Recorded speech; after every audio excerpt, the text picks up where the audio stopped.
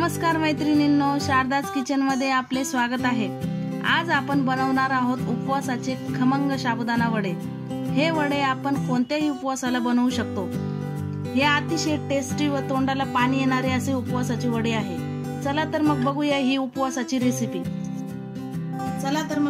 त्यासाठी लागणारे साहित्य: 2 वाटी साबुदाणा, पाव वाटी शेंगदाणे, मीठ, 4 ते 5 हिरव्या मिरच्या, 1 मोठा बटाटा व दही।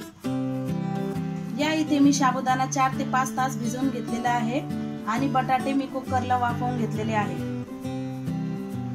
त्यानंतर एक बाउल घेऊन आपण वाफवलेले बटाटे कुस्करून घ्यावे।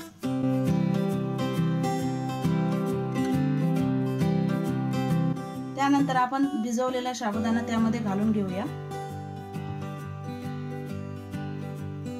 मी या इथे शेंगदाणे व मिरच्या मिक्सरला बारीक करून घेतलेले आहे व तेही आपण यामध्ये घालून घेऊया व हे मिश्रण आपण नीट एकजीव करून घेऊया। मी यामध्ये 1 चमचा दही घालून घेतलेला आहे। तुम्ही दह्याऐवजी लिंबाचा रस घालू शकता। त्यानंतर चवीनुसार मीठ घालून घेऊया व हे मिश्रण नीट एकजीव करून घेऊया। अशा प्रकारे आपण हे सारण नीट एकजीव करून घेतलेले आहे। आता आपण याचे छोटे छोटे गोळे करून घेऊया। हाताला थोडेसे तेल लावून आपण त्याचे छोटे छोटे गोळे करून घेऊया। अशा प्रकारे थोडे चपटे आकाराचे गोळे करून घेऊया।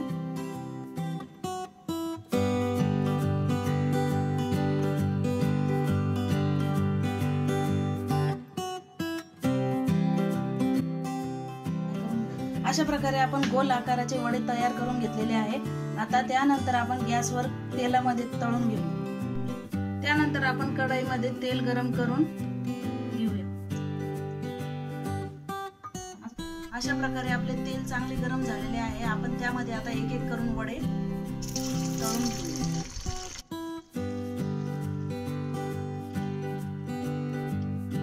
अशा प्रकारे आपण खालची साइड वर करून चांगल्या प्रकारे तळून घेऊया।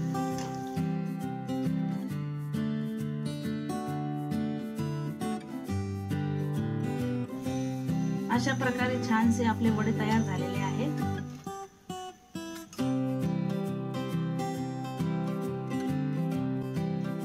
चला तर आपले खमंग व चटकदार असे उपवासाचे साबुदाणा वडे तयार आहे। हे वडे तुम्ही ओल्या नारळाच्या चटणी बरोबर खाऊ शकता। मी येथे ओल्या नारळाची चटणी बनवलेली आहे। हा साबुदाणा वडा तुम्ही नक्की करून बघा, तुम्हाला नक्की आवडेल। जर तुम्ही आमच्या चॅनलला सबस्क्राइब केले नसेल तर जरूर सबस्क्राइब करा व ही रेसिपी आवडल्यास लाईक, शेअर, कमेंट करायला विसरू नका।